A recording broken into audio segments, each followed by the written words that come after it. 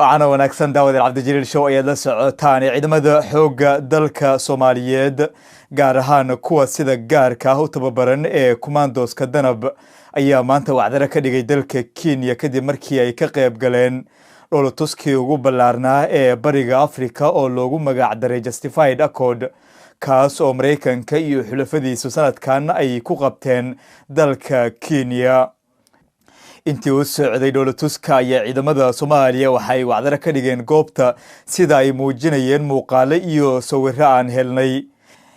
in ka badan kun askari oo ka kala socda 23 wadan ayaa ka qayb galay dhoolatuska sanadkan 2024 kaas oo ah layligii ugu weynaa ee taliska Mareykanka uu ka fuliyo bariga Afrika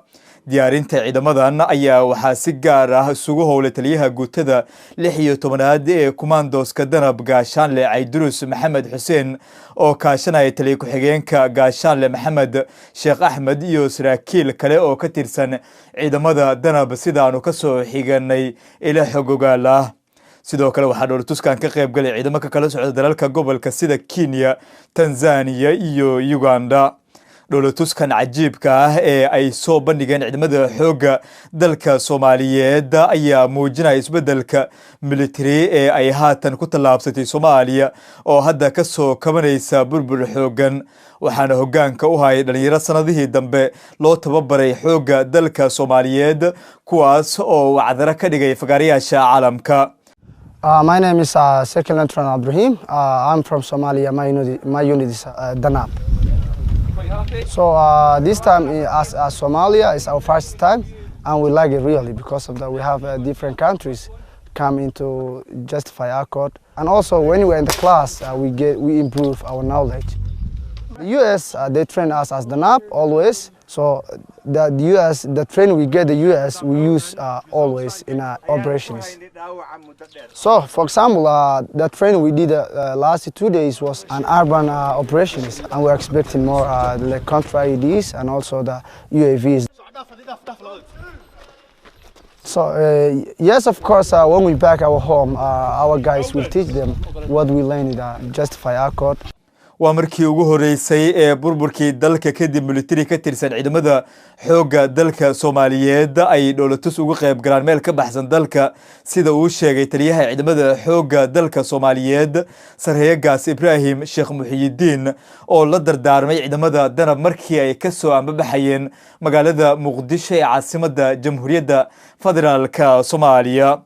waxaa hogaaminaya layligan caalamiga ah ciidamada Mareykanka ee koonfurta Yurub iyo Afrika waxayna ujeedadiisu tahay in la dhisay ciidamo wada jir ah oo loo diyaariyay la howlgalayaasha gobolka ee Mareykanka sida qaramada midoobay iyo midowga Afrika si loo taageero howlgalka bini'aadantinimada isla markaana wax looga qabta masiibooyinka colaadaha iyo sidoo kale rabshadaha ka dhaca gobolka ee saameynaya howlgalka Mareykanka ee geeska Afrika iyo sidoo kale guud ahaan danaha Mareykanka iyo saaxiibadiisa heshiiska wuxuu muujinayaa rabitaanka Mareykanka iyo wadamada saaxiibka la ah si ay u kordhiyaan diyaar garowga iyo wada shaqeynta marka ay timaado amniga gobolka iyo ka jawaabista xasradaha ayuu yiri Austin Blessed madaxa dhoolatuskan bariga Afrika ee ka socda dalka Kenya. dowladda Mareykanka ayaa markii ugu horeysay bishii Oktoobar ee sanadkii 2013 bilowday tababarada ciidamada danab waxaana markaasi lagu bilaabay horin dhameed 105 askari sida laga soo xigtay ila amni oo sida laga soo xigtay ila amni oo lagu kalsoonaan kara askariga ku biiray ciidamada danab ayaa waxa la marsiyaa baaritaano qoto dheer oo lagu ogaanayo shakhsiyadiisa gaar ahaan in uu hore ugu soo mid noqday ciidan in uu dambiyo galay iyo in kale iyo in uu mar un ka mid noqday kooxaha islaamiyiinta ah ee ka dagaalama gobolka gaar ahaan gudaha Soomaaliya waana ciidamo si gaar ah u tababaran oo ka qayb qaata la dagaalanka kooxaha argagixisada ah ee Al-Shabaab ee ka dagaalama gudaha Soomaaliya. Manaro Homes Limited waxay ka dhistaa guryaha magaalada Nairobi gaar ahaan xaafadaha Parkland, Westland, South Sea, Kileleshwa iyo Sikomo. Dhismo kasta waxa uu leeyahay goobihii cibaadada sida masjid ilaa iyo 300 oo qof qaadaya, gym ama goomaha jirdhiska oo rag iyo dumar u kala soocan. Qolalka dhismayaashu waxay ka kooban yihiin 2 qol iyo fadhi 3 qol iyo fadhi 4 qol iyo fadhi ama 5 qol iyo fadhi guri kasta waxa uu wataa qolka shaqaalaha guryaha waxaa dhisaya shirkad turka dhismo kasta waxa uu leeyahay madaaris goobaha dabaasha oo rag iyo dumar u kala soocan cafeteria supermarket farmashi goob carruurta ay ku ciyaaraan dhismo kastaana sidoo kale waxa uu leeyahay adeeg waardiye kaamirooyinka ammaanka ee CCTV baarkin gawaaridu ay galaan oo qaybta hoose oo dhulka ah habka lacag bixintu waa hab sahlan oo 30% lacagtu ay hormaris tahay lacagta kale waxa lagu bixinayaa 4 sano wax dulsaarana ma jiro Menaro Homes kala xiriir telefoonada shaashada kaaga muuqda